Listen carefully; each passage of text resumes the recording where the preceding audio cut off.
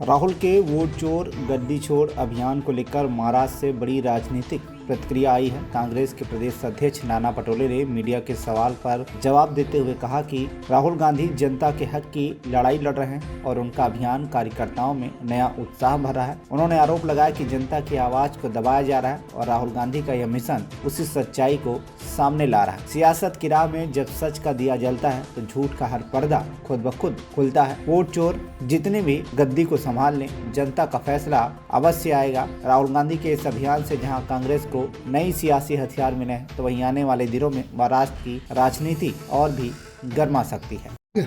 नाना जी, राष्ट्रपति मुसलमान जब थे और प्रधानमंत्री सिख था, उस समय देश में हिंदू खतरे में नहीं था। लेकिन आज बीजेपी के लोग बोलते हैं एक रहोगे तो सेफ रहोगे। भागवत साहब बोलते हैं कि हिंदू अगर मर गया पूरे दुनिया में तो दुनिया खत्म हो जाएगा। तो क्या आज़ादी से पहले और आज़ादी के बाद क्या हिंदू नहीं था?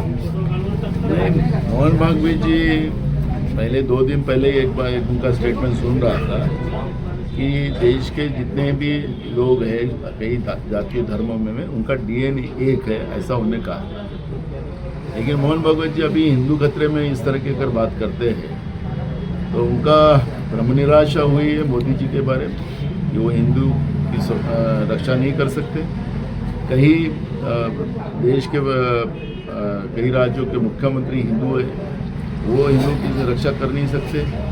और ये चिंता मोहन भागवत जी के मन में आई है, ऐसा मुझे लगता है। लेकिन मुझे लगता है कि मोहन भागवत जी ने ये चर्चा के करने से ज़्यादा हमारे देश की सीमाएं आज चाइना ने कब्जा करके रखा है, उसकी चिंता व्यक्त करना चाहिए।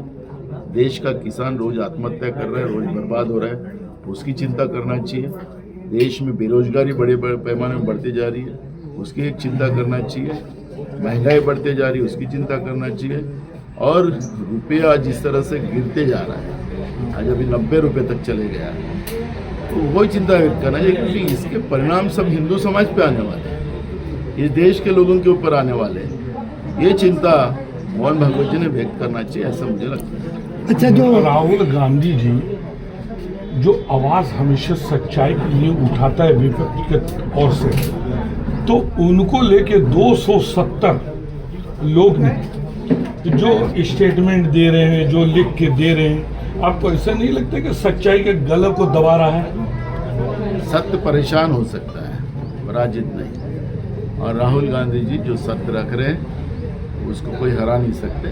और जो 272 की बात आप कर रहे हो, उसके बारे में भी मैंने कुछ जो लोगों ने साइन किया है, उसमें कुछ IAS अधिकारी भी हैं जिनके ऊपर करोड़ों रुपए का गबन करने का आरोप हुआ है, उनकी नौकरियां चली गई है। ऐसे वो लोग जो है वो लोग उसमें साइन कर रहे हैं जो चुनाव के फेवर में खड़े हो रहे हैं। तो मुझे लगता है कि ये मनगढ़ंत व्यवस्था बनाकर देश में जो लोगों के वोट के अधिकार कम करने का काम नरेंद्र मोदी की सरकार और चुनाव आयोग कर रहा है, उसको ये ऐसे मनगढ़ंत व्यवस्था सामने लाकर ये सच्चाई को छुपाने का काम वो कर रहे हैं। लेकिन ये सच्चाई नहीं छुपेगी। लोग अपने वोट के अधिकार की लड़ाई लड़ेंगे। जो बिहार में, महाराष्ट्र में जिस तरह से डकैती लोगों के वोटों पे डाली गई, उसके विरोध में बड़ा जन आंदोलन देश में खड़ा होगा और लोग इकट्ठा सामने आएंगे। अच्छा, जब राहुल गांधी वोट चोरी को लेकर बड़े पैमाने पर लोगों के बीच जा रहे हैं, लेकिन इसका असर कांग्रेस में, अपने महाराष्ट्र में कांग्रेस में दिखाई नहीं दिया। क्या कांग्रेस यहाँ पर कमजोर है? महाराष्ट्र में कांग्रेस कमजोर कहाँ बोला है? आपने शुरू से मीडिया इस बारे में बता रही थी, महाराष्ट्र में सबसे ज़्यादा सांसद कांग्रेस के, लेकिन उनका मुद्दा नहीं उठा पा रहे। विधानसभा में जिस तरह से चोरी हुई वोटों की, वो भी सामने आई। उसका जवाब चुनाव आयोग देता है कि हम माँ बहनों के फुटेजेस नहीं दे सकते, उसमें बदनामी हो जाएगी। तो इस तरह का चुनाव आयोग अगर कह रहा है तो समझ लो कि महाराष्ट्र में भी कांग्रेस ही जीती थी, लेकिन चुनाव आयोग ने बीजेपी को यहाँ और उनके अलायंस को जिता के दिया है। तो महाराष्ट्र में कांग्रेस कमजोर नहीं है। रहा आंदोलन की बात है, तो बिहार में हमारे नेता राहुल गांधी जी ने जिस तरह से वोट चोरी का आंदोलन किया, उसमें महाराष्ट्र के बहुत लोग उनमें शामिल हुए थे। और पूरे देश में अब जब ये मूवमेंट बढ़ेगी तो महाराष्ट्र उसमें अग्रगण्य रहेगा। क्या बिहार चुनाव का असर महाराष्ट्र में दिखाई देगा?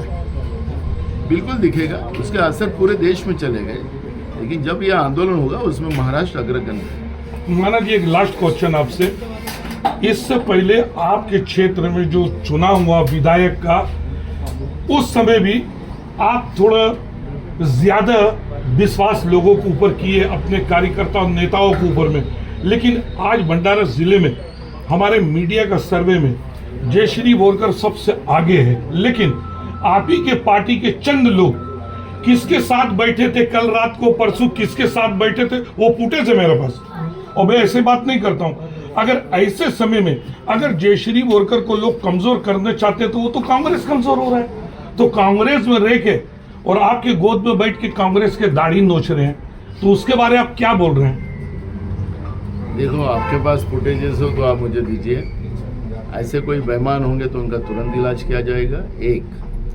लेकिन ये 2-4 लोगों के इस तरह करने से कोई फर्क नहीं पड़ेगा, वो भी मैं आपके माध्यम से बताना चाहूँगा।